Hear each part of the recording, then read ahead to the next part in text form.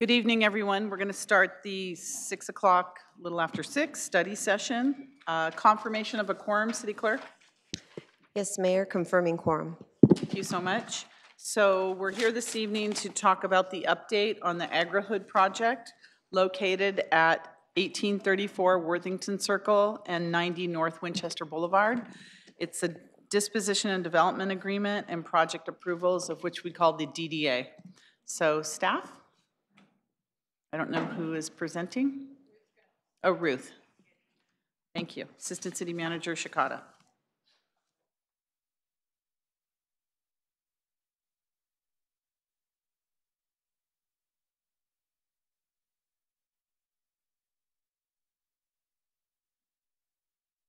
Good evening. Thank you.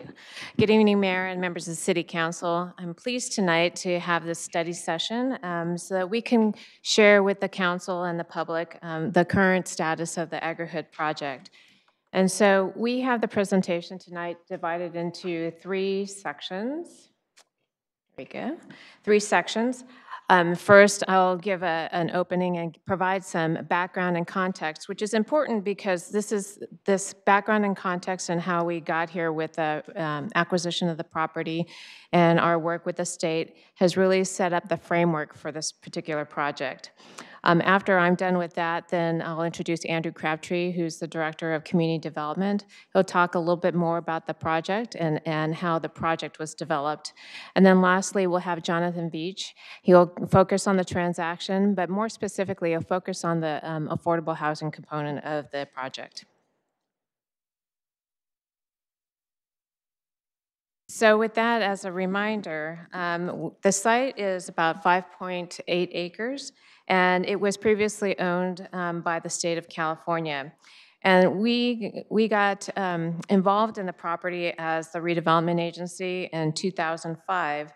And the remainder of the site, it was a total of a 17-acre site. The remainder of the site was sold to Summerhill Homes, and they developed the project that's there today, the Midtown Village. So the purchase agreement that the redevelopment agency had with the state required the development of 165 affordable senior housing units. So there was a project that was entitled in 2007 that provided for the senior housing units. And at that point in time, as typical with many affordable housing projects, it required a subsidy from the redevelopment agency. The state transferred the property to the Housing Authority in 2012, but as you know, about that same time, the state dissolved the redevelopment agencies. And so with that, there was no subsidy available to the developer and to that particular project, and so the project stalled. We, however, had a requirement with the state to begin the development of the project by January of 2017. And so we knew that we would not be able to complete that, make that deadline, and so we started to work with the state to extend that deadline.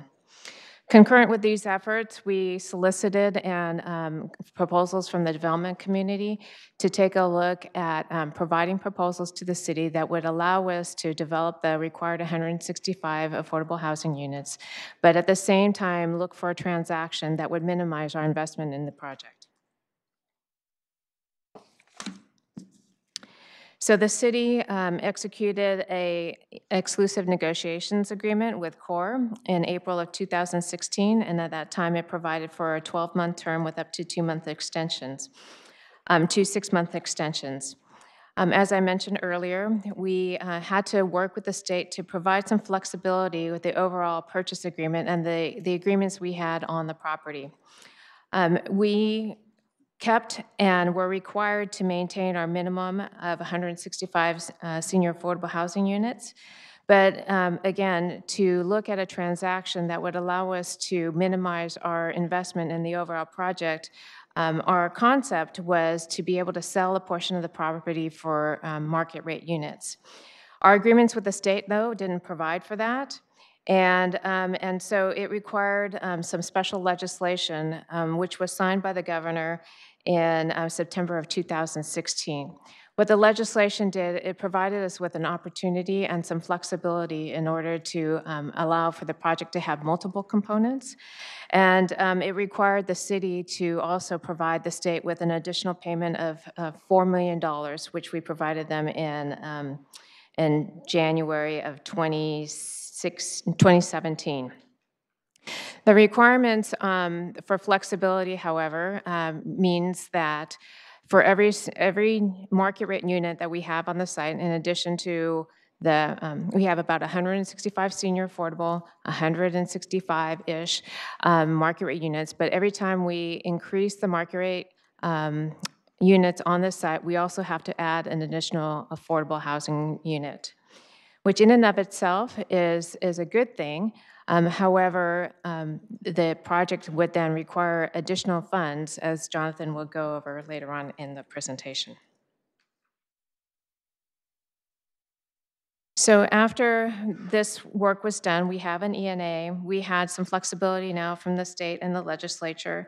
CORE began its stakeholder outreach and submitted a initial project application in December of 2016. We've amended the ENA once, and so currently it provides for a term until October of 2018. CORE has requested an additional 6-month extension, which is allowable under the current ENA. This 6-month extension would take them to April of 2019. And so that they'll need this extension in order to complete the entitlement process as well as to complete the DDA transaction, which we're talking about tonight.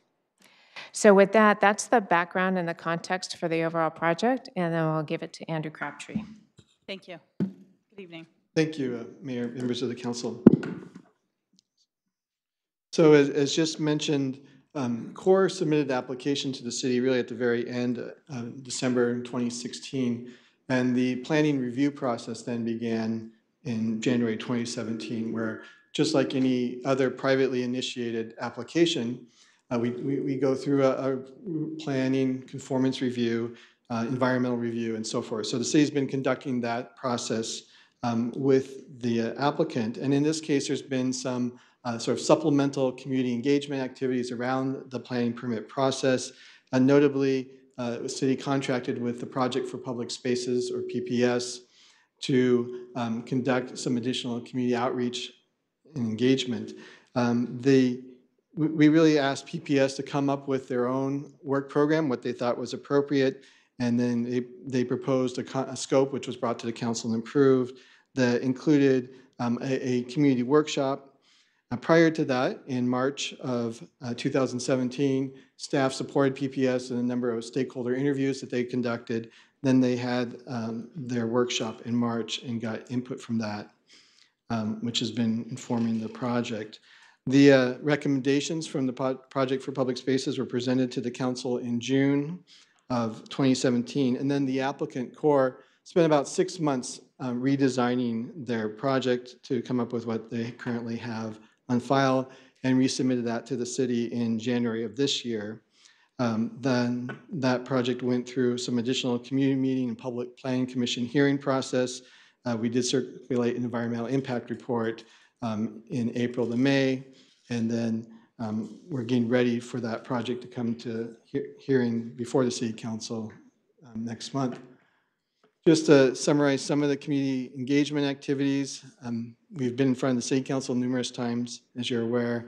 We had the PPS workshops. We've had some city-conducted formal community meetings sort of around the project. The developer has conducted an extensive amount of outreach on their own, meeting with various stakeholders. We've had information available on our city's website. There have been email, e-blast notices that have gone out to the community. And we just mentioned too that at the most recent community meeting in May, and then the Planning Commission hearing in August, we had a lot of favorable input from the community around the project. So the site, as it currently is, 5.8 acres, is generally undeveloped. There are some temporary structures on the site related to its temporary use as parking for Valley Fair across Winchester while Valley Fair goes through its reconstruction project. The site has a planned development zoning for 165 senior housing units. It's sort of a remnant from the prior entitlement work that was done on the site. In the general plan density designation for the site, 20 to 36 units per acre corresponds to that. The project that we're looking at is actually higher density. It's making use of a provision that we have in our general plan for projects that are at least 50% or more affordable, can build at higher densities or lower densities than what the general plan otherwise calls for. Some of the surrounding uses, we have a townhouse development that immediately to the west. There are some single-family homes to the north and south, also the Veterans Affairs Building where the county operates that. And then across the street, we have Valley Fair. This is the project site plan as it's currently developed. Includes 165 affordable senior apartments, 160 mixed income apartments, and those are predominantly market rate, but there is an affordable component sort of following the city's inclusionary requirements. And then there are 36 townhomes. The townhomes are located on the western edge of the property, sort of where there's the interface to the townhouses that were developed across the street. So they're sort of following the same density form of development as you see there. The open space is focused along the Winchester Boulevard frontage. And you'll see this at the top of the open space area. There's where it says number 1, there's a shed structure and a tower, kind of looks like a silo next to it, sort of picking up on the agricultural theme. The area just below that that has the number 2 on it is intended to be agricultural land, sort of keeping with that agrihood theme. And then the areas to the south of that, they're labeled 4, 3, 5, and 7, are a variety of lawns and plazas that would support various community activities. There are agricultural uses sort of integrated into the courtyards in the housing projects, sort of continuing that theme throughout the development. Access from the project, there is access off of Worthington Court and also from Winchester itself. There's access into the project. These are elevations and sections of the project show that it's 4 to 5 stories in height over a 1-story podium. The project sort of steps down a little bit where it has interfaces with the lower density, particularly to the south where there's a single family houses that back up to the project site. But overall, the height sort of in keeping with the character of the neighborhood around. This is the plan that was presented by the Project for Public Spaces in June. As you can see, there's a lot of similarity to what CORE is now proposing in terms of where the open space is located along the Winchester frontage. So this is what CORE was looking at and really trying to respond to in their current proposal. If you remember, earlier scheme from CORE had the open space more focused internal and to the southern side of the project site. This brings it out where it's more public and is really looking at ways to activate it. Part of the recommendations from PPS was to include a farm-to-table restaurant. That's where CORE has proposed a shed structure. I think the use is a little less, not set on that, but at this point, there's not a restaurant being proposed. There's a community building in the CORE plan, pretty much in the same location as shown on the PPS site. The PPS site located the townhouses more around the edge. They've been concentrated more on the western edge in the current plan. And this is an image that was prepared by PPS as part of their recommendations. And you see a water tower and other things that kind of pick up on the agricultural theme. The lawn area was activated with some play items for kids and so forth. And then this is the rendering that was prepared by CORE of the same area. So you see a lot of similarity in the way it's been designed with the event lawn, plaza, workshop shed, and so forth. So that's the summary of the project entitlement. Here's an additional rendering.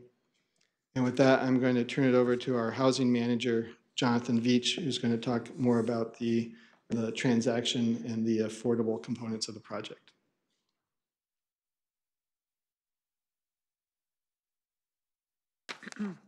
Thank you. Good evening, Mayor and Council.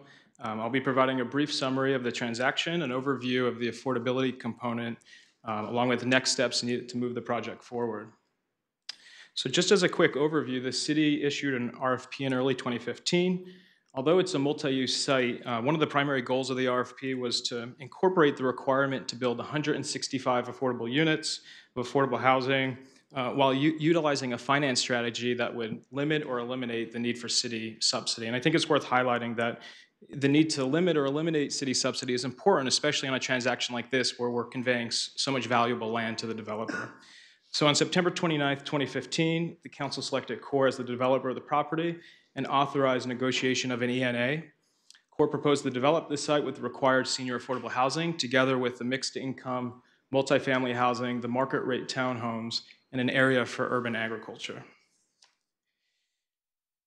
So since the developer was selected in 2015, and really over the last 12 months especially, there have been some really significant project improvements that we think make this a great project for the city. So number one, we've managed to structure a financially feasible project despite delays and really rapidly increasing construction costs. So just about a year ago, the gap on this project had widened to about $10 million, and I would argue that we didn't have a financially feasible project at that point.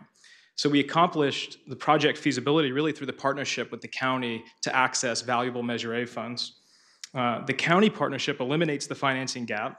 It also provides deeper affordability for seniors and veterans who will be living in Agri-Hood, and it provides much-needed project-based Section 8 vouchers for at least a third of the units at Agri-Hood. And I think that point is worth talking about because we've seen this issue recently across our portfolio where senior housing is becoming a real challenge. So incomes have been increasing rapidly in the county, and when incomes increase, the AMIs go higher, and developers can charge higher rents even on affordable housing projects. The Section 8 vouchers ensure that tenants pay 30% of their income towards rent. So it's fixed to their income, not necessarily AMIs. So if their income doesn't increase, the rents don't increase, right? That's why Section 8 vouchers are really important, especially on senior housing, where seniors are on fixed income, and why this element or the partnership with the county is really important to the success of a senior project like this. And lastly, we negotiated a ground lease on the affordable parcel, so the city would be able to retain long-term ownership, and we can also ensure permanent affordability on the site. So this chart basically summarizes these key improvements over the past 12 months or so. As I mentioned, the city would retain long-term ownership of the site through a ground lease. And also, we're exploring the concept of lowering the age restriction on a senior project to 55. This is important because it increases the marketability of the units, but also it preserves a workforce element because we know that seniors are going to be working into their 50s, people who need affordable housing. So I think we can still call it a workforce housing project as we get the age restrictions down to 55. Also, the anticipated average affordability through the partnership with the county has lowered. So before the average AMI was 55%, now it's down to 45%. And that's actually really significant because on senior projects, we need to negotiate the lowest AMIs possible. And what we found is that seniors, their fixed income, it tends to be in the 30 to 40% AMI range. So we really need to push for lower affordability. As I mentioned earlier, the current proposal leverages $18 million of county Measure A funds, and that number doesn't include the value of the Section 8 vouchers, which is probably another $10 million. So on the flip side, the county partnership allowed the city to reduce its additional subsidy to zero, so we wouldn't be providing any additional subsidy to the project. That money can be used for other projects in our affordable housing pipeline. So here's a quick overview of the current proposal. It includes 361 total units, and just over 50% of those units would be affordable. So this is actually a rare model to see a 50% market rate project with 50% at this level, kind of 30, 40, 50% AMI. This slide shows the it shows the AMI mix on the 165 senior units. Those are on the left. And as you can see, over 100, so 50 and 54, 104 of those units are at 30 and 40% AMI. So that was a significant improvement for the project. Additionally, we have another 16 units that will be included in the market rate. There'll be 16 moderate income units included in the market rate rental project, bringing the total to 181 affordable units, which is probably the biggest affordable or the largest affordable housing project in our pipeline. So for context, I also provided the 50% AMI rents just to get an idea of what the average rents would be at this project. And I just wanted to kind of spend a moment focusing on the value of what these units provide to residents. So the chart here shows a 50% AMI rent in a one-bedroom is $1,330. And let's assume that the market rate rent is $3,000, which is probably conservative for a newly built unit. The difference between those two values is $1,670. That's the monthly difference for one unit. So if you extrapolate that out 12 months for a year, the annual difference is $20,000 per unit. Multiply that by 165 units, so across the whole affordable senior project, that's over $3 million. If you look at that over the life of the project, which we typically say is 30 years, that's nearly $100 million. And even discount it into present value, that's still $60 million, or $370,000 a unit. So that's an opportunity cost to the developer. It's not necessarily a real cost, but it is a real value transfer to the seniors who would otherwise have to pay market rents for these units. So how do we finance a complicated project like that? This is kind of an overview of the construction sources and permanent sources to finance the project. And I'm kind of focused on the middle column, which is the permanent sources. The takeaway is really that they're expensive projects and difficult to finance. So on the senior project, the bottom right kind of box shows over $500,000. That's the cost to build one unit on average. Over 165 units, that gets you to $85 million just for the senior project. So it's quite expensive. And the challenge is that the cash flow, because the rents are low, the cash flows tend to be low on these projects, and you can't leverage a lot of private debt. So the only solution is to come together with a combination of public subsidies to make it work.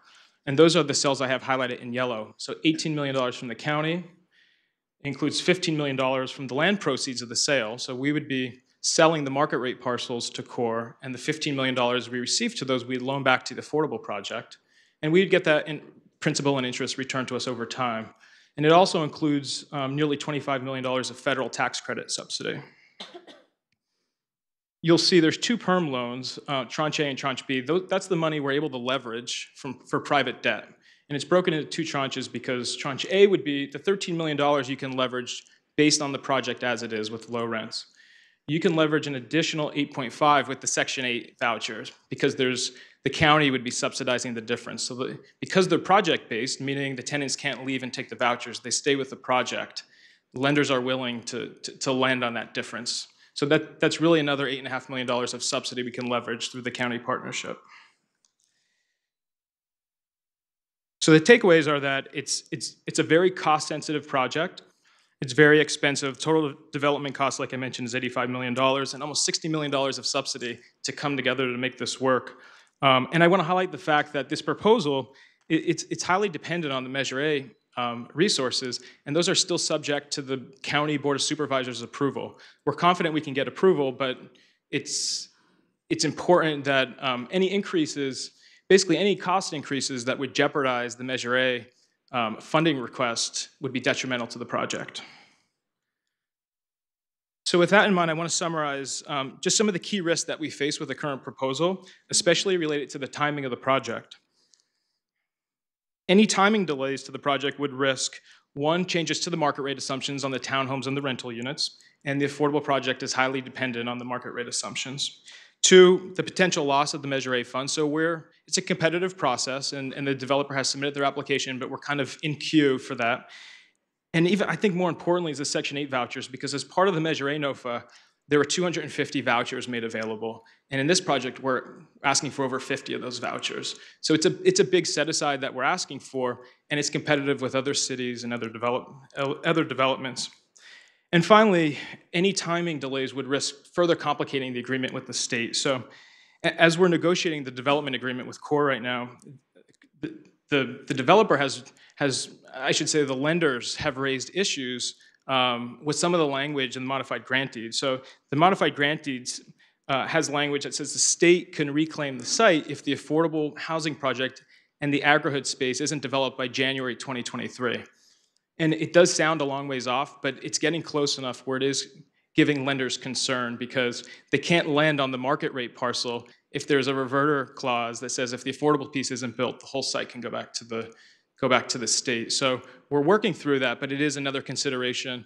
and a reason why we don't want to further delay the project. So ultimately, the goal of the project has been achieving balance, kind of in a lot of different ways. And from a financing perspective, we did explore the possibility of increased density, and we came to the conclusion that the value of any additional unit would have to exceed a number of offsetting factors.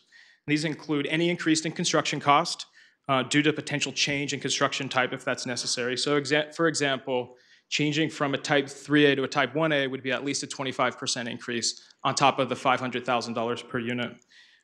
Any additional units would have to offset costs to accommodate additional parking spaces.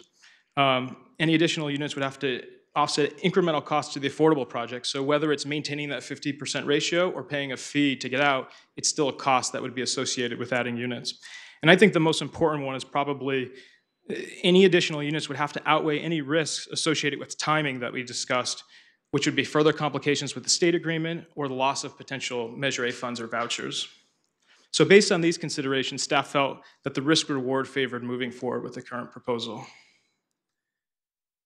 So in conclusion, our next steps to keep the project moving forward would be to extend the ENA to provide additional time to work out the transaction, continuing to negotiate the DDA with the developer, continuing engagement opportunities for the public, and if council supports the direction that staff's heading, we would return on November 20th with the final draft of the DDA and with the general plan amendment and rezoning. That concludes our presentation, and we're all available for questions. Thank you.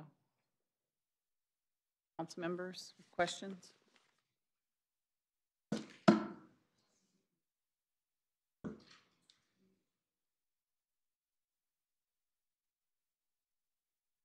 Oh, Councilmember O'Neill. Thank you.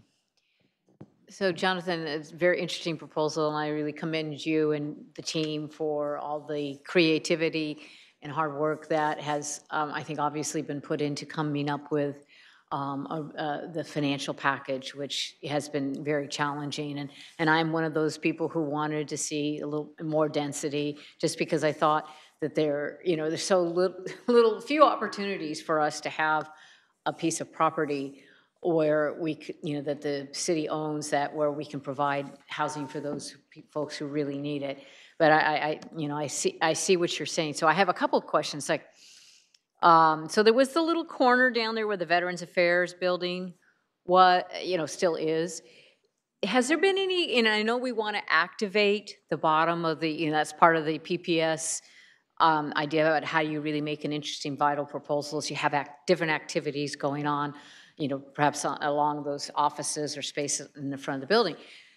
So I know there was some discussion. Has there been any thought of having the Veterans Affairs department move into some of those spaces, and maybe that space could be available then for some additional open space or something for the project?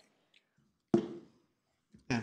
So we did have some conversations with the state and the county, more specifically, who's operating the facility there, and with the applicant as well, explored the possibility, could that be absorbed, that office use be absorbed onto the site in some form, and then that, just as you described, could the site then somehow get incorporated into the project, whether it be for additional open space or even as additional housing development opportunity.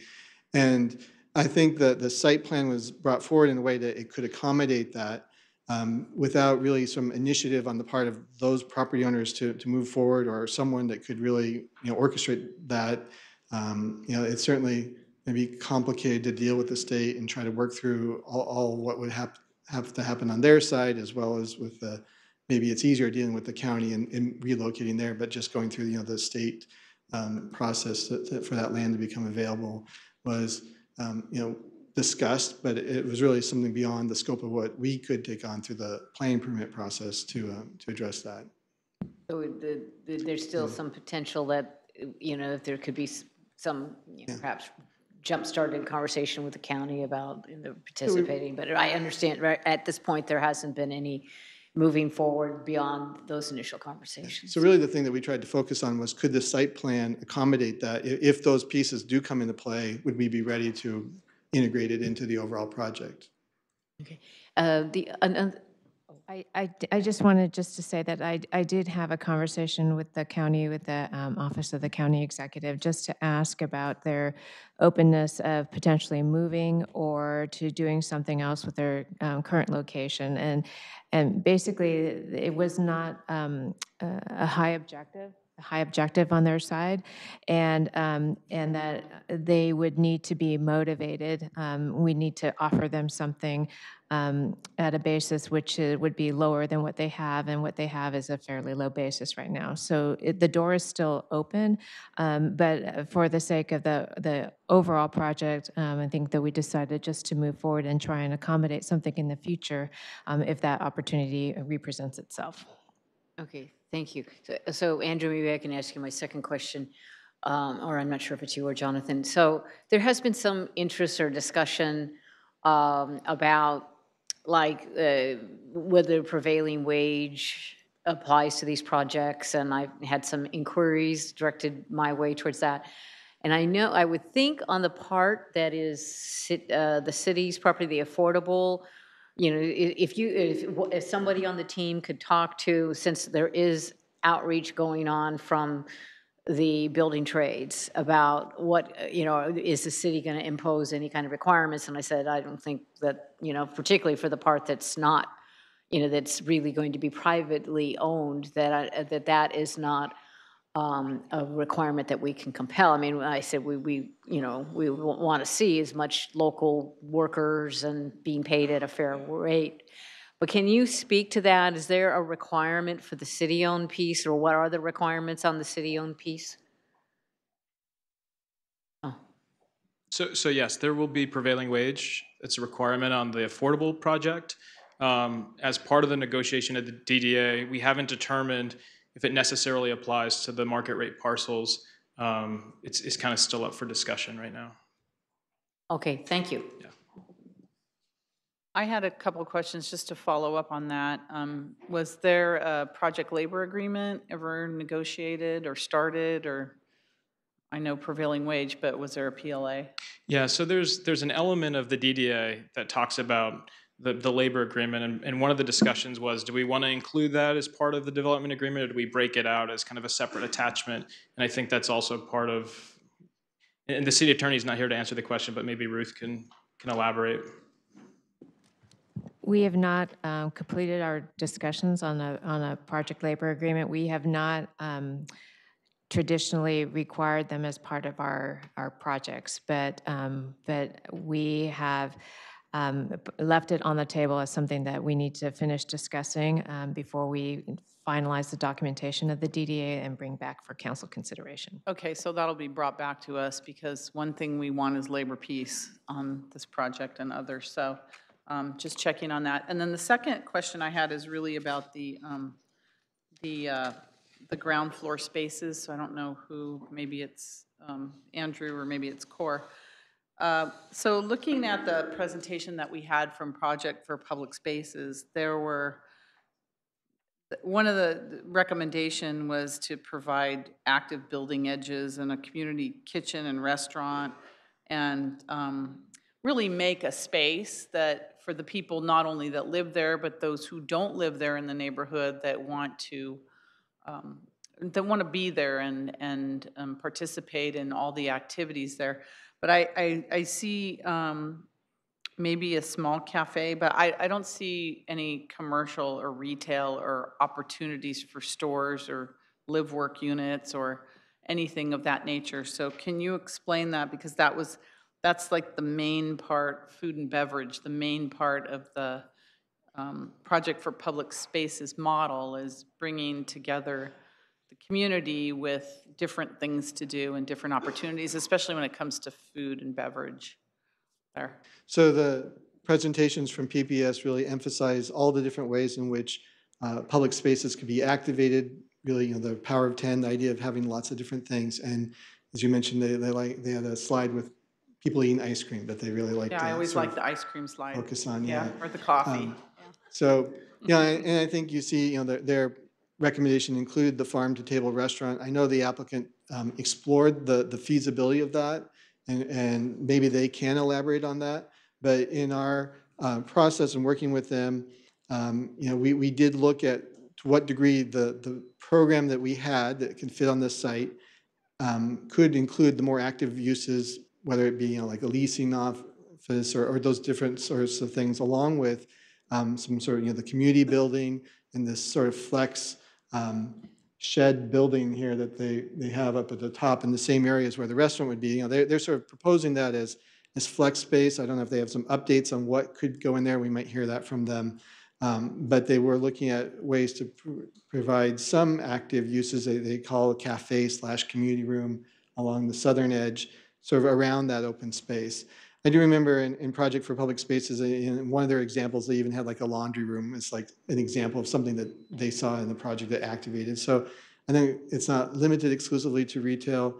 My understanding of some of the challenges with retail here is, creating, you're across the street from a very large destination center, and there's others there, so it's hard to compete with those. You're trying to provide a use that can be supported, retail that can be supported by the residents on site.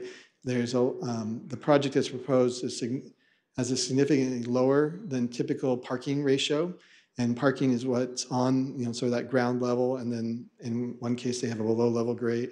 The mixed income building also has a below grade parking level, but to start cutting away more of that parking space would cause the project to be even further reduced in its parking potentially, which was one of the things they were trying to be sensitive to the neighborhood. So there's really kind of a balancing of what could be feasible, but ultimately, the applicant is kind of responsible for proposing something they're willing to build and they think is feasible to operate. So I would probably invite them to weigh in more on their rationale for why they proposed what they did and not additional commercial space. Right. So I'm looking at the pictures and it shows it looks like a restaurant on the kitchen, the one after the Agri-Hood project. Okay, that was not the next there. Okay. Yeah.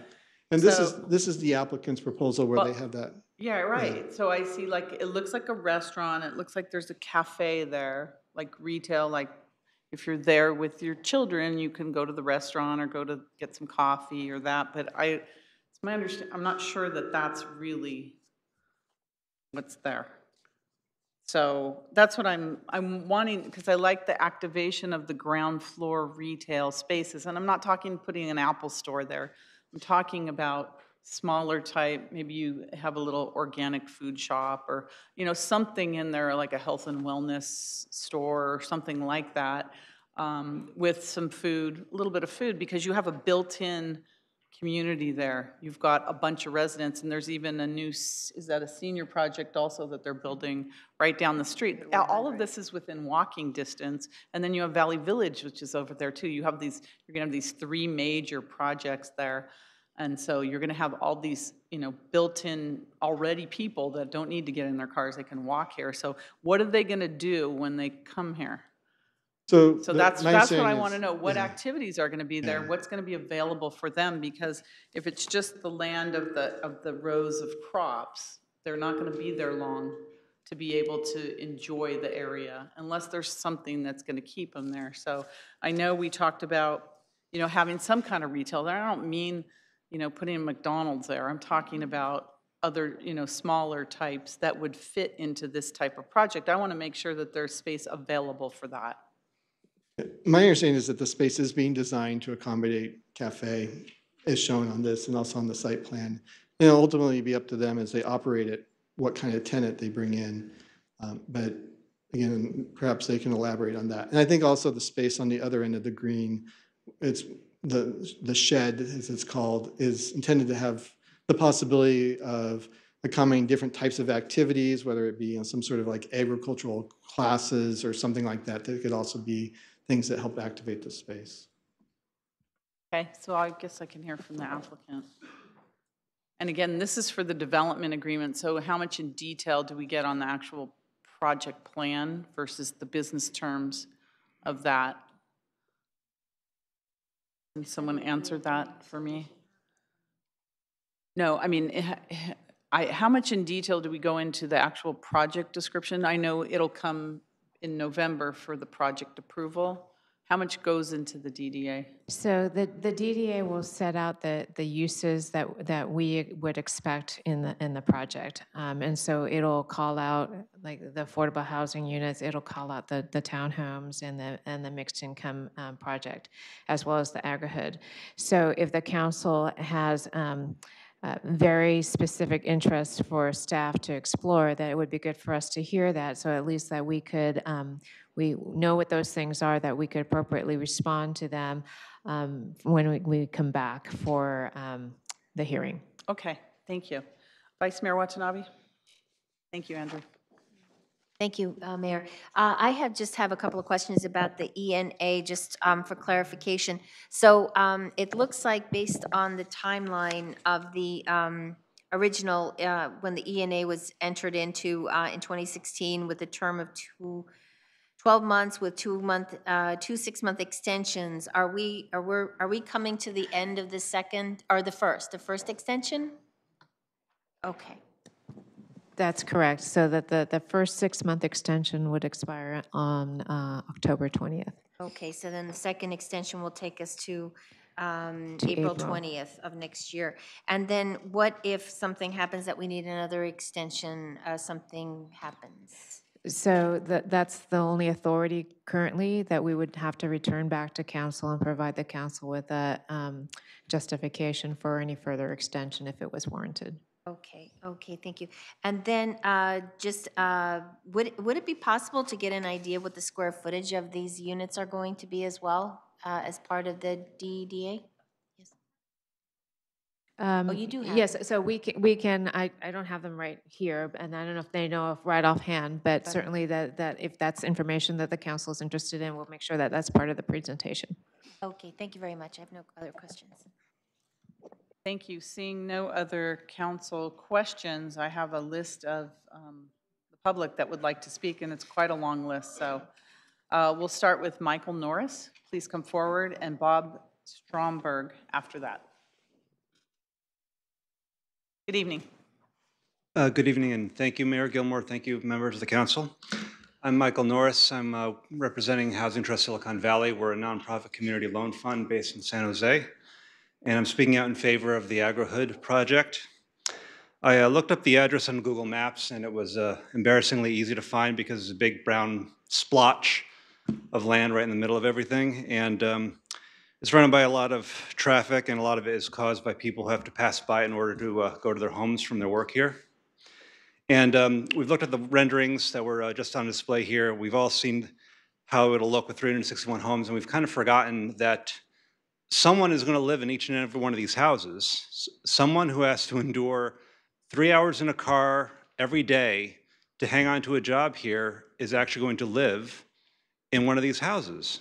Someone is going to actually live closer to family. Someone is going to be connected, better connected to a community that they love because these houses exist. And when we look at the address on Google Maps a few years from now, we have to ask ourselves what we want to see. Do we want to see a brown splotch of land, or do we want to see a forward-thinking project that has a fantastic affordable housing component that we can all be proud of? I would love to be able to put my name on the latter, and I hope you and the council do as well. Thank you. Thank you. Bob Stromberg, and then Patrick Schmidt after that. Good evening. Good evening, Mayor and Council. Thank you so much. I would first of all like to introduce myself, Bob Stromberg. I work with Destination Home. We work to end homelessness throughout Santa Clara County, including right here in Santa Clara. And I'd like to applaud the city and the staff, particularly for their working together with the County Office of Supportive Housing to get the financing that's needed to really put together a development that any community would be incredibly proud of. The mixed income that's proposed here pending Board of Supervisors approval is fantastic, and it will create some of the housing for the lowest income groups, including some formerly experiencing homelessness. And we need this housing in all of our cities throughout the county. So I really want to applaud the city for working together with the County Office of Supportive Housing, not only on this development, but also another one that the Board of Supervisors has already approved that I believe will be 146 homes with the largest Measure A affordable housing bond financing commitment to date. That one at 29 million, this one 18 plus the additional 8.5 that can be leveraged is really a fantastic partnership that hopefully other cities will mirror so we can get more of these developments going throughout the county. I have some additional materials related to this for council and staff for your reference, and I offer our support for this development. Thank you. Thank you. Patrick Schmidt and then Francis McVeigh after that. Welcome. Thank you, Mayor. Thank you to the City Council for letting me speak today. My name is Patrick Schmidt. I am the Chancellor of West Valley Mission Community College District, and I'm here to speak in favor of this project. It has many good things going for it in terms of its affordability and so forth. But what we really like over at Mission College about this particular project is that it offers some exciting possibilities for partnership with our programs. The low-hanging fruit, if you'll excuse the expression in this regard, is our Child Development Center, which would, I think, really find a working farm to be a really important thing in their lives. We've been separated from nature too long. They have gardens at our Child Development Center, but to see an actual working farm, I think, would be remarkable for them. Our culinary program could find some real application from what you guys have been saying about the necessity of having food over there. I think that we could do a lot, not only with our food truck, but also with helping to that farm-to-table kind of restaurant that people are interested in putting together. Our entrepreneurs could find work there.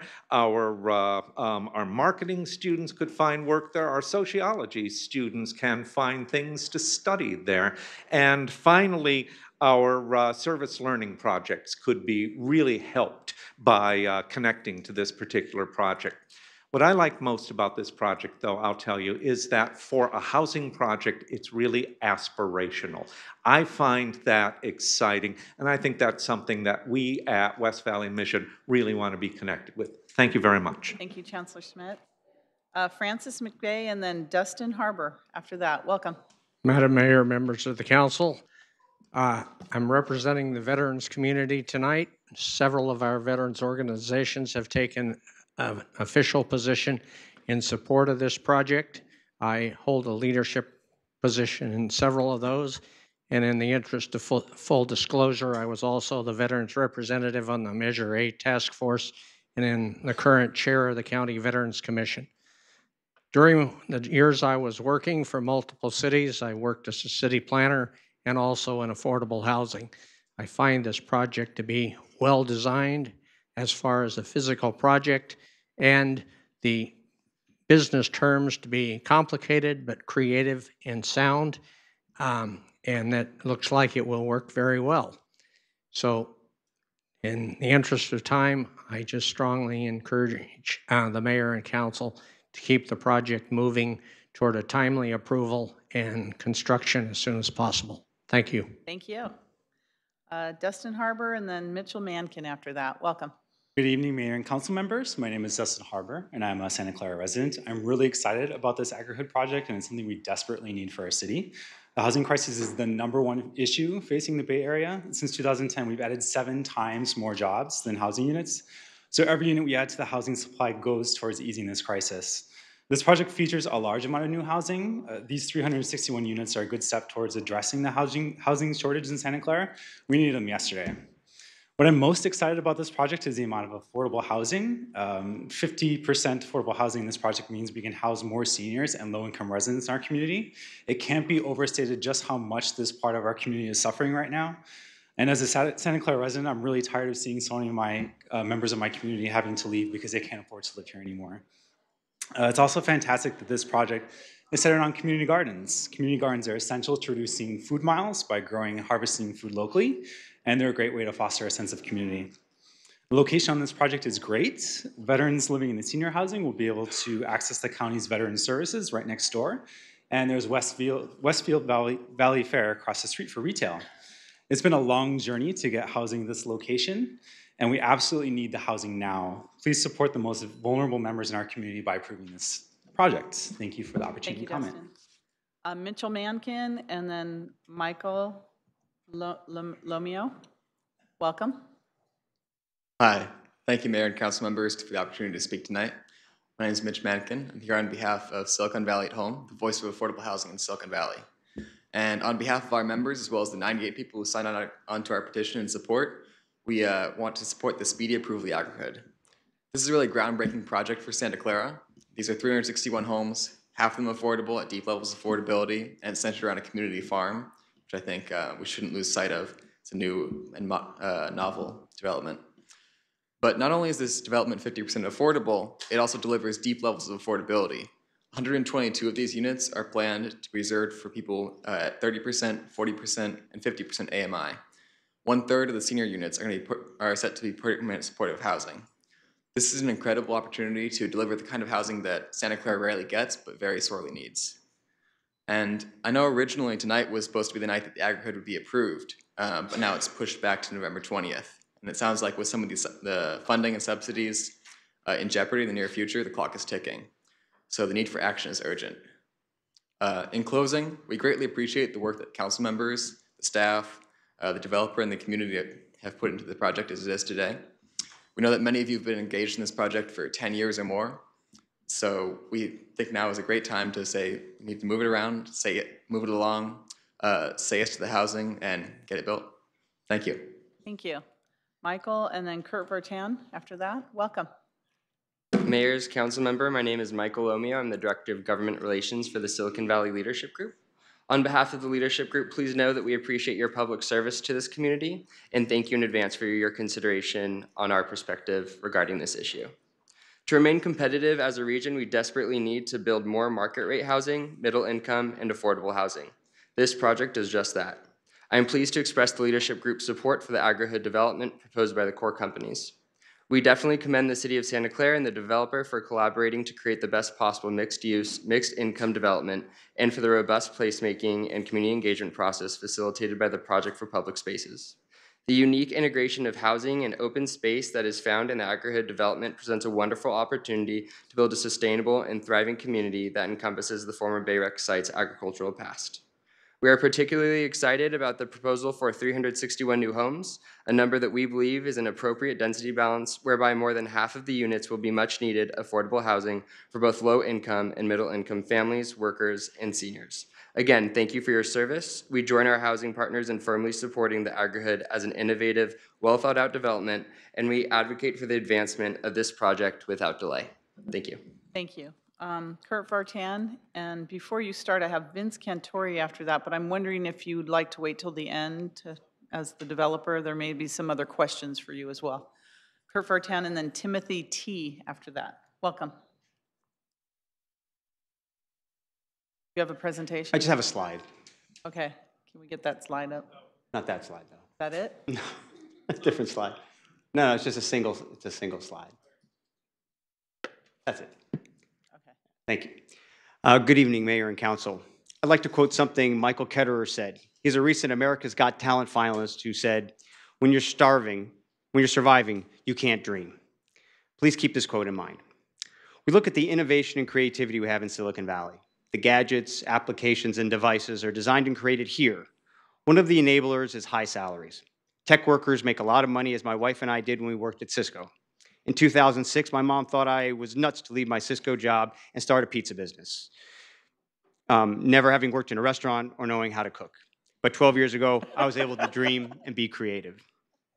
And now I live and breathe the challenges of this region. Employees like mine are vulnerable. I don't know how many service workers are here tonight, but their voices need to be heard. More and more, we see how full-time workers taking care of the Valley's residents are not able to participate in these discussions.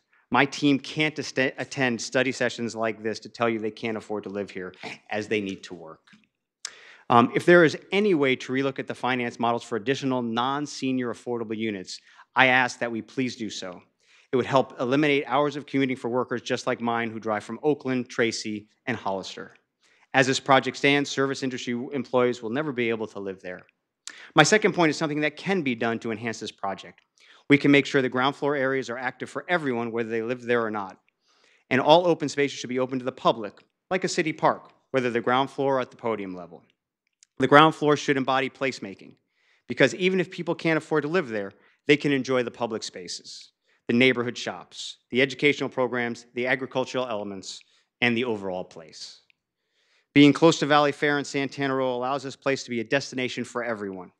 And in the near future, with the Veteran Services Office and the Spino Center are reborn, I hope this council won't regret a missed opportunity to create a workforce housing and other progressive mixed-use models in the area, like the Agri-Hood. Thank you. Thank you. So we have Amy. Well, Timothy T. Is that ended up on the bottom there? I'm sorry. Timothy T. and then Amy after that. Welcome, sir. Thank you. Thank you, Mayor and City Councils. My name is Timothy Tang. I own an apartment building in the city of Santa Clara, 3760 Peacock Court. The reason I'm here is because I got the administrative citations for illegal dumping. On the September 1st, one of my tenants moved out, one of my units. Sir, may I interrupt you for 1 second? We might not be on that issue yet. This is about a project on Winchester Boulevard in Santa Clara. So all the discussions on the Barrack project, sounds like you have a petition. Yes, but for something else. Yeah, I also provide, as a landlord, I also provide housing for the, high-tech workers or the residents. Yeah, I can wait, until you finish it. Yes, when we're done with this, we'll start our regular meeting and we have public presentations. So we'll make sure you're up first in public presentations. Thank you very much. Sir. Thank you for coming. All right, Amy, and then Helen Huang after that. Welcome. Hello, everybody. So I'm leaving the Midtown just behind this land. So the builder bring a lot of different organizations to here to speak, but they won't live in this area. So for this project, the original is 4.8 arc for just 165 units, but right now they use 1.5 for open space. 4.3 arc for 361 units. Right now, the units be double the units, more than double the units. So this will cause a lot of issue like safety and parking and pollution. Last time the builder showed there has no guest parking, just 5 visitor parking space. So right now, because the original project is 155 units, so when the Summit Hill build this Washington Circle Street, just for this plan, Washington Circle is very narrow. Right now, already has 110 family. We live there. When we buy the house, we pay more than 1 million. So the builder told us the land just build 165 units for senior. So right now you add too much for this land, add too much the density. So that will cause the issue for the residential who existing out in the future. Like if a lot of people cross the street and the parking issue right now, already at night, the Washington Circle already parking the whole almost normal parking space. Thank you very much. Helen Wang and then Fred Yoshida after that. Good evening. Good evening, Mayor and Council. I'm a resident in Midtown Village. We have lived there for over 4 years. We enjoy the nice, quiet neighborhood, and we know it's about to change. It's much more than we expected, as when we first bought the house, the unit for low income was only low income for 168 unit. And we understand the background and why we got here, and we appreciate the effort that the city and the Corps has been putting to try to minimize the impact for the neighborhood and also for the future resident moving this area, because some of the environmental impact, the traffic pollution, it's unavoidable. I just want to mention 2 specific areas I hope for your consideration. One is parking in Washington Circle, I know one of the conditions the planning committee put on is to only allow permit parking in Washington Circle. That would be very helpful because right now there's a lot of people not in this living there, park there, and it cause the traffic blockage. That's the only exit is Washington Circle and Winchester Boulevard. And if it's a long line parking there, it's very hard for the people living there to get out. One thing, this is for planning, I don't know if we normally do, is the first spot, connect direct to Winchester, I think shouldn't allow for parking because when they park there, nobody can make a right turn, even if.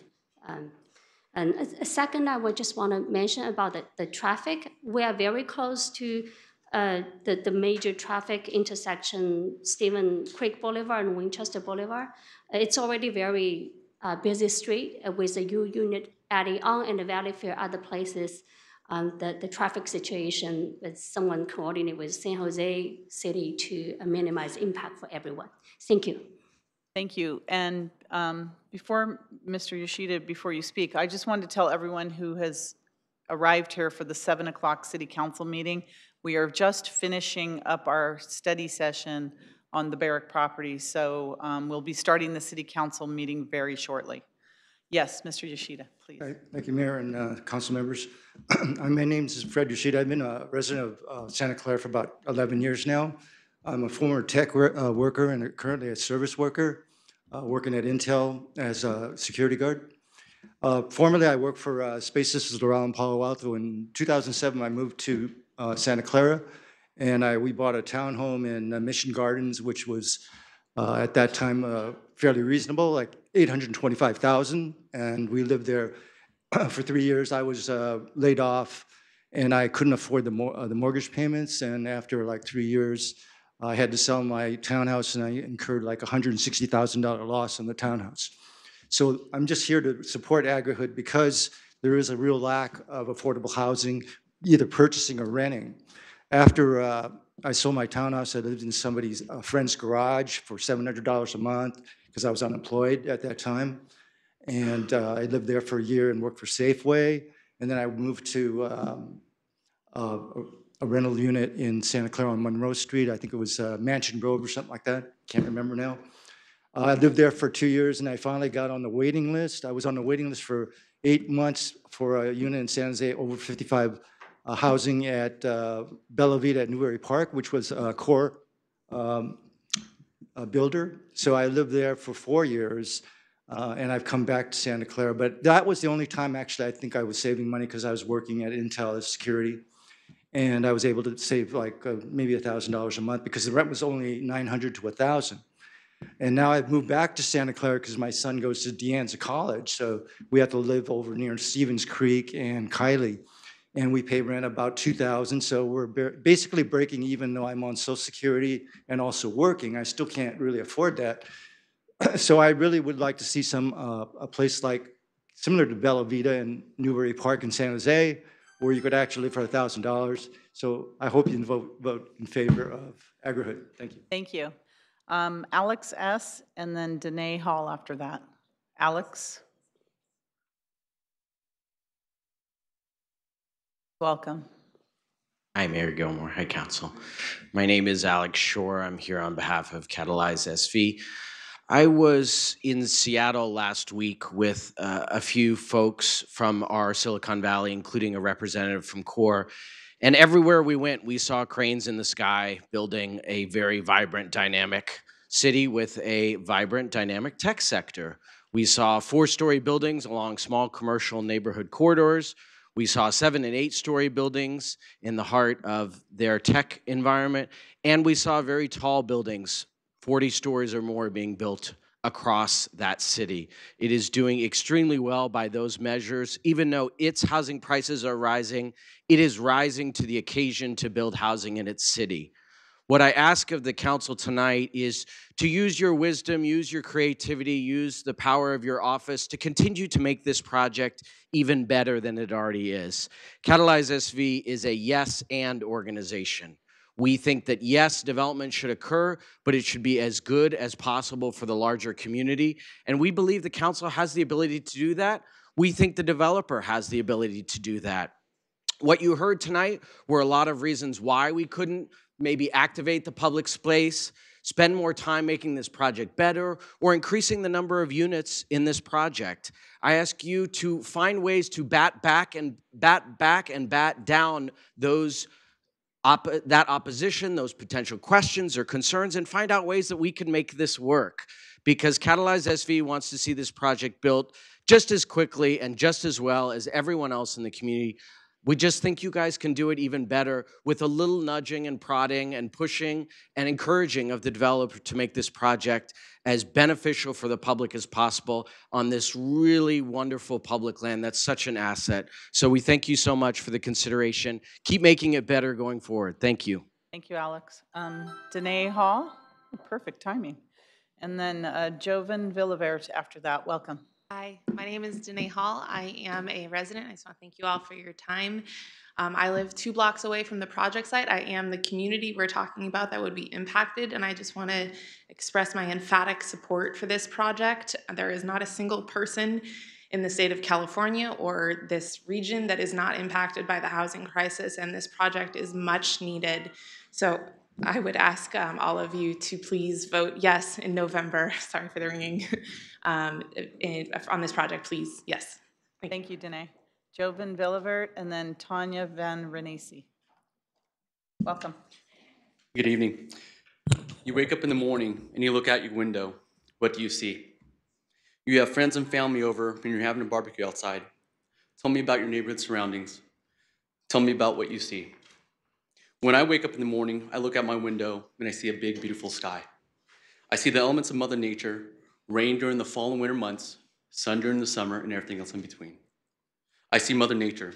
My friends, neighbors, and family will all confirm that I am a community and family-centered person, and I enjoy hosting events and parties at my home. What do I see at my parties? I see tons of food and drinks. I see friends and loved ones enjoying the company of one another. I hear music, I hear laughter, and conversation. I see people comfortable in the setting of my home without the potential censorship of others if this aggregate project moves forward as planned. Let me tell you how my life will change if this project moves forward. When I wake up in the morning, I will see a 43-foot building immediately behind me, 16 feet from my fence line. Madam Mayor, that's approximately from me to you. It'll actually be closer than that because I was told the existing fence would be moved 2 feet into my direction for proper placement. So the 43-foot building would even be closer. I will see people on their balconies watching me and my wife sleep. I will see people on their balconies look at my 1-year-old and 11-year-old sleep. I will experience a different way of life if this 43-foot building is built 16 feet behind my fence line. To the council, how would you feel if I built a 43-foot high building and home behind yours? For a second, forget about the zoning law that prevents me from doing this. As a matter of fact, I think the max height for a roof or home is approximately 25 to 30 feet, if I'm not mistaken. Why is it only 25 to 30 feet? It's a rule of some sort, correct? There has to be some reasoning. Yet the city wants to build a 43-foot building with balconies facing my backyard, imposing on my privacy and my current way of life. Does this make any sense to anybody in this room? Whose decision was this to move the open space from behind my home to the Winchester Boulevard side, thus relocating the 43-foot building behind my home? Has this ever been done before, to reposition the 43-foot building directly affecting the suburban area? Thank you. Thank you, sir. Tanya, and then Alri Middlebrook after that. Welcome. Welcome. Thank you, members of council. I am Tanya Vomanessa. I'm an undergraduate student at the University of California, Santa Cruz, and I'm currently doing an internship in this area working on sustainable gardens. And I want to express my incredible support for this project, which would provide an amazing learning opportunity for people like me in the 4 universities in this immediate area to learn about sustainable agriculture so that we can build a better future with projects such as these. I'm incredibly supportive and thankful for those who worked on this. Thank you. Thank you. Thanks for your testimony. Alri Middlebrook and then Catherine Chan after that. Hello. Good evening. Good evening. Welcome back. Yes, thank you. Mayor Gilmore and council members. Thanks for the opportunity to speak to you about the AgriHood project. We're excited to get the AgriHood farm underway. Since the project was first approved, the urban agricultural community has been dreaming about America's first ever mixed income urban eco-village with a working regenerative farm. So last fall, anxious to begin attracting small businesses to an urban farm and teaching garden, we started at the Middlebrook Center in San Jose. We created San Jose's first eco-village model in anticipation of the Santa Clara AgriHood breaking ground. We have teaching gardens and habitat gardens. Mindful Ways, our human health and well-being partner, and CNGF operate Earth Heroes Nature Summer Camp. Mindful Ways is hosting after-school nature camp and an ecology-based parent co-op preschool. For plant lovers, the Eco Village has a native plant nursery, an aquaponics farm, a pizza oven, and an outdoor kitchen. Yoga classes, meditation, private massage, acupuncture, class field trips, and gardening for immigrant seniors with our projects and our partners at the Mindful Aging Project. CNGF offers college internship programs. The young girl that just spoke is working with us through UC Santa Cruz. Freshness Farms offers a CSA Farm Box program, and we host special dinners and fundraisers that support our work so that we can continue to serve our downtown San Jose neighborhood. We wanted to get a head start with the community-based programs appropriate for the Santa Clara AgriHood. If we can make our eco-village programs financially sustainable at our eco-village, our model may help launch your community-focused programs at the AgriHood. We also, Go ahead and finish your sentence. We also want to grow enough food at the AgriHood farm to feed 500 people all their fruits and veggies each year. Thank you. Thank you. Thank you. So we have Catherine Chan, and then before I go to CORE, is there anyone else that would like to speak? If so, please just queue up here. Welcome. I actually didn't anticipate to talk, but I'm one of the few residents that actually worked with CORE for 4 years. Hi, Paul. Hi, Vince. Yes, we originally anticipated 165 units. That didn't happen. It's not going to happen. I volunteer with low-income people. I volunteer with homeless people. I am for this project. I want to move forward with this project. Let's not stall this project. Let's keep it going. And I hope to work with City and CORE on the traffic and parking issues going forward. But at the same time, this is the best plan for everyone. Thank you. Thank you, Catherine. Yes, sir. Please come forward. Anyone else that would like to speak, please line up. Hi, my name is Joe Welcome. Sinceri. I'm kind of talking for the 5 houses that Jovan talked about. We are 5 of those houses. We went through the whole thing with Summerhill. We were complaining with 2 stories behind us at 20-foot setback. Now we're going to have at 15 feet back, 16 feet back, 43 feet. It's going to take away a lot our privacy. Our backyards are looked right into. We were under the understanding that that garden was going to be there. So we figured, well, he's going to move on with the project. The project is great. I mean, it's good for the people and the whole thing, and Santa Clara. But we were really surprised to find out that that garden had moved, and here we are sitting there. What's that going to do to our property value? I don't know.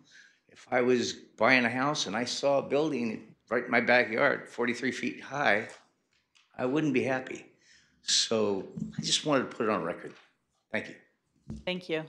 Yes, sir. Please come forward. Anyone else would like to speak? Please line up as well. Nick Caspar, Santa Clara Chamber of Commerce, registered lobbyist.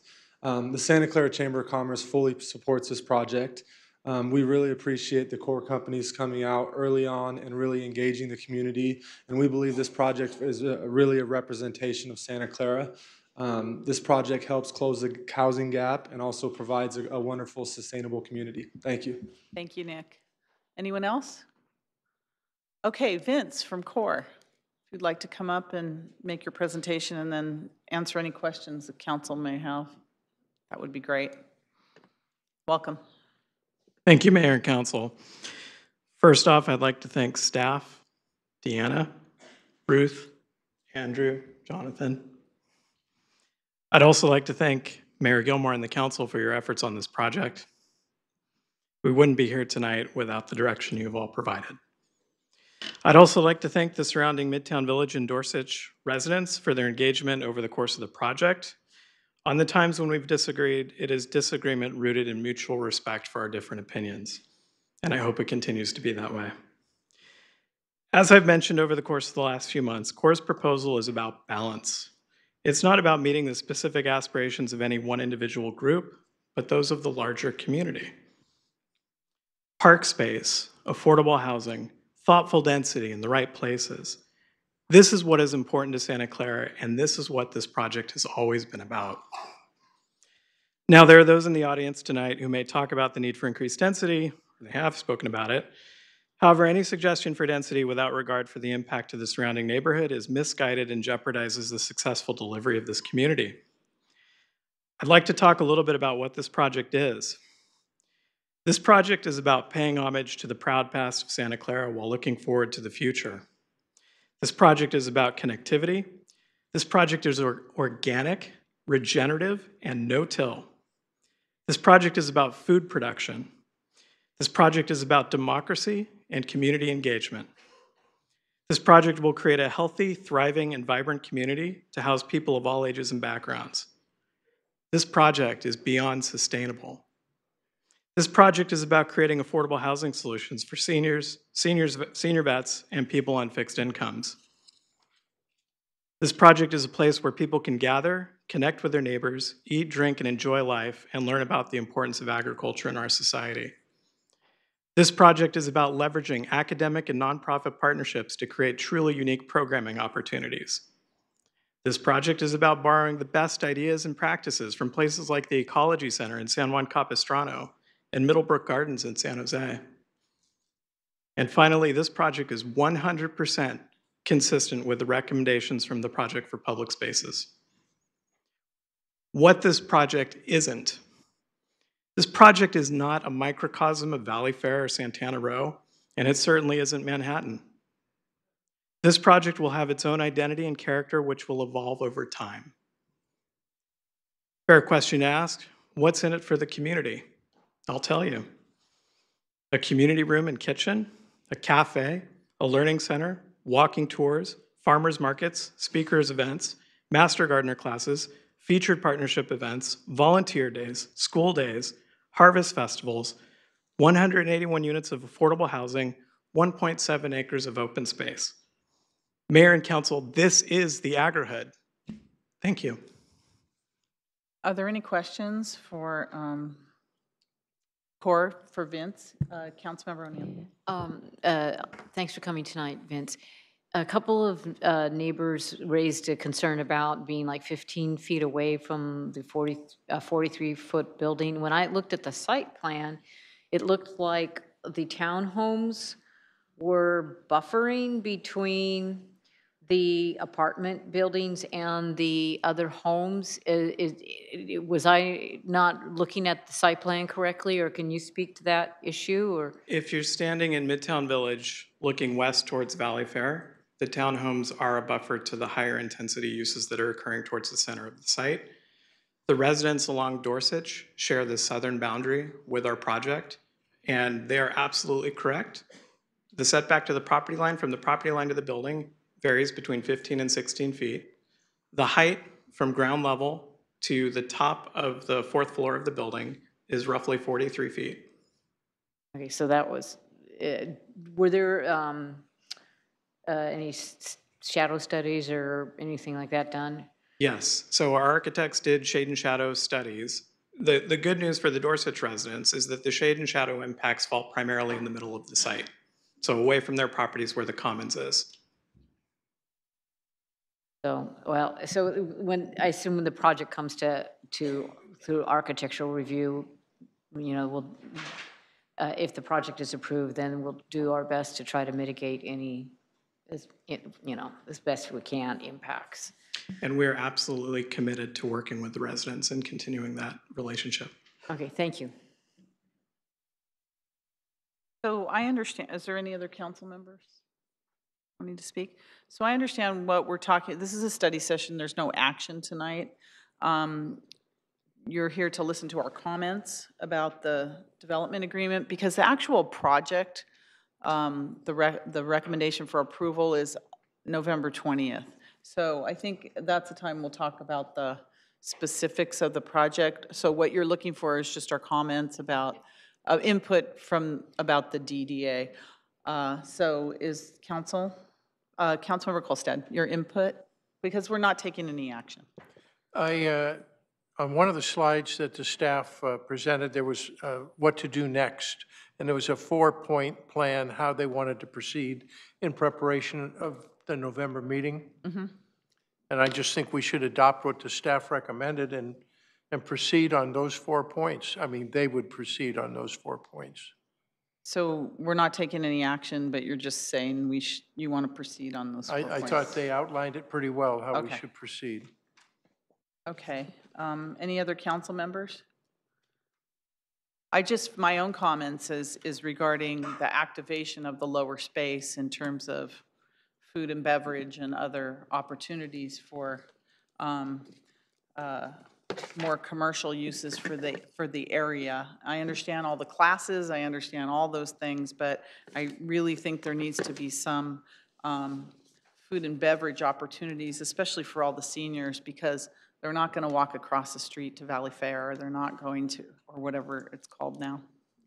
It's not Valley Fair, it's always Valley Fair. So there has to be something for them there if they have their children, their grandchildren, whoever's there, they have to have something available for them. So food is always a good thing. And that's how I envisioned this project to be, because we've noticed from all of our activities, our placemaking activities in Santa Clara, you can have a gathering place, but if you don't have the food there, there's food, music, gardening, you know, all the fun stuff that's going to be there. It makes for a wonderful combination. So I just like to see that on the ground level. Other than that, is there any other comments from anyone? Okay. Well, thank you very much. We appreciate everybody's participation and appreciate CORE, all your attendance here and all the good hard work you've all done, and our staff. We're going to take a 5-minute break and then start the 7 p.m. council meeting at 7:35. Thank you.